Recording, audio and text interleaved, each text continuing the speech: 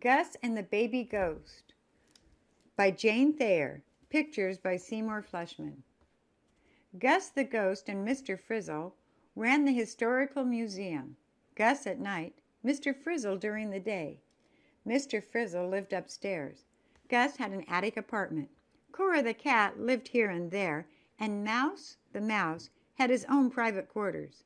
Late one night, when Gus was in charge, Cora came in from the moonlight walk and said, "Baby ghost outside." Sure enough, a baby ghost wrapped in ghostly blanket lay on the step. "What do I do with it?" Gus cried. "Wah!" yelled Baby Ghost. "Feed," said Cora. Growing up, ghosts never get hungry, but baby ghosts often do. Gus carried the baby ghost in its blanket into the old-fashioned kitchen and found some milk. "Warm," advised Cora. Gus warmed the milk. "Bottle," said Cora. Gus made some ghostly remarks, and a baby's bottle appeared. "Wah!" yelled Baby Ghost. When the milk was gone, "Burp," advised Cora. Gus tossed Baby Ghost over his shoulder and patted until a bubble came up. "Wah!" "Change," directed Cora. Gus produced a clean diaper. "Coo," said Baby Ghost contentedly when the diaper was changed. "Sleepy," said Cora. Gus had just laid Baby Ghost in the antique cradle and covered it with an old paisley shawl when Mr. Frizzle came running downstairs with his bathrobe flying. "I thought I heard a baby," he cried.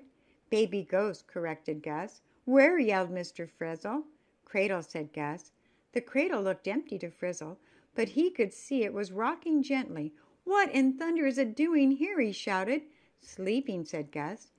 Mr. Frizzle, who had a terrible temper, began to shout and tell Gus he wanted to have a baby ghost in his museum. Gus began to shout back, not knowing what else to do.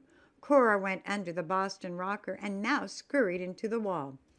Baby Ghost waked up with all the noise and yelled, "Wah!"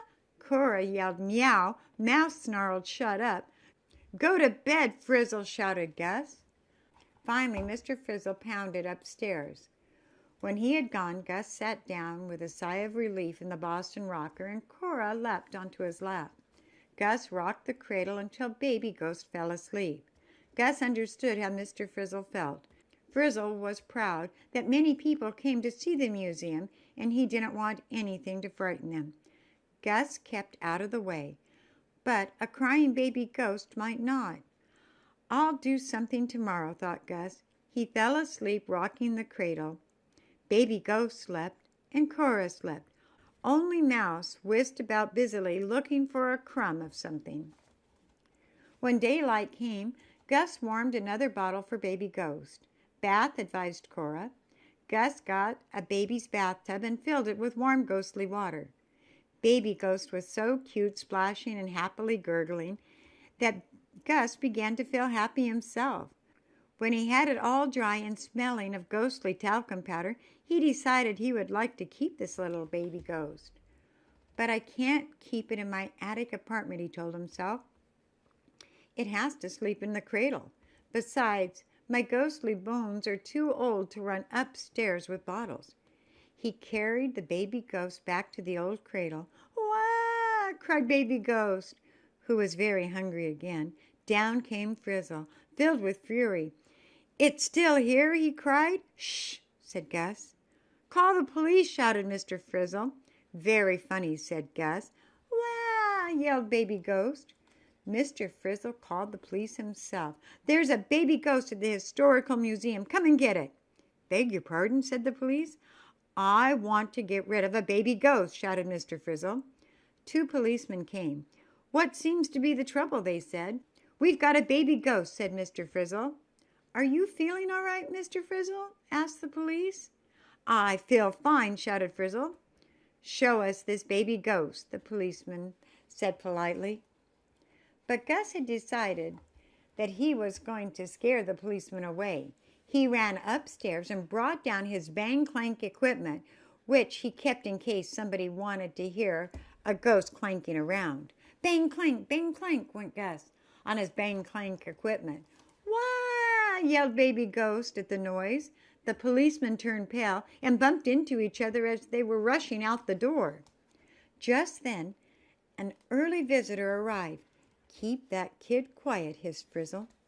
Gus snatched Baby Ghost from the cradle and gave it a bottle. He sang a ghostly lullaby until it went back to sleep. Frizzle felt calmer when the visitor left without knowing that they had a baby ghost. He said in a reasonable voice, "Now, Gus, you know you've got to get rid of it." "If I keep it quiet," Gus thought craftily, "Frizzle will never know it's here." "Leave it to me, Frizzle," he said, and Mr. Frizzle went off reassured. Then Gus got a book on the care and feeding of Baby Ghost. He ordered milk from the milkman and put in a supply of baby food, ghostly diapers, and talcum powder to keep Baby Ghost comfy. He found a ghostly rattle and other toys to keep it amused. He oiled the antique music box so it played tinkly tunes that Baby Ghost liked to hear.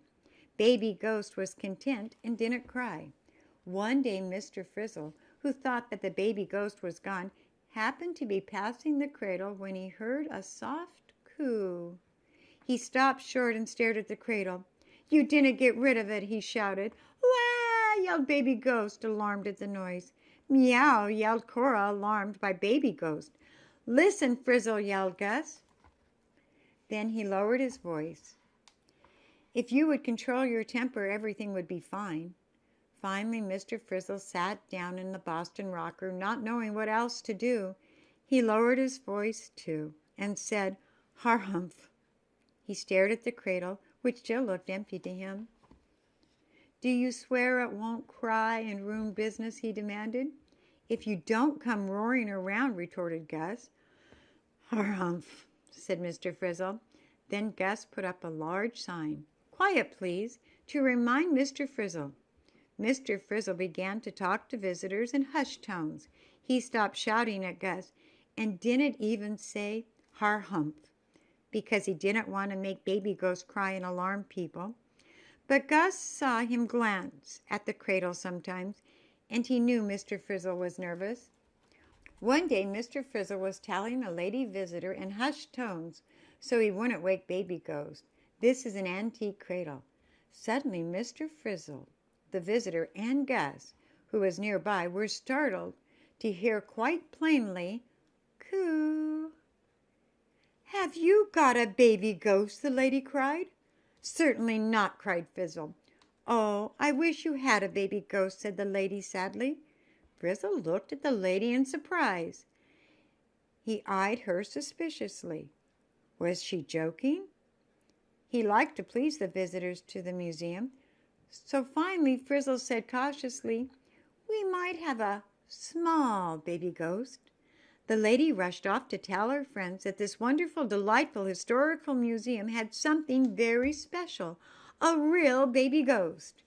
Soon crowds of people came, tiptoed in, and stood around waiting to hear the baby ghost in the antique cradle under the old paisley shawl say, "Coo."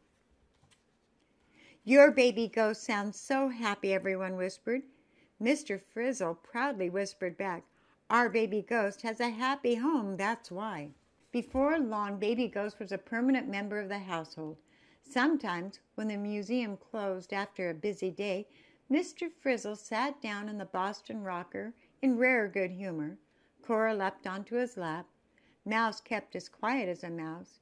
Mr. Frizzle rocked the cradle, while Gus hung Baby Ghost's ghostly washing out in the evening air.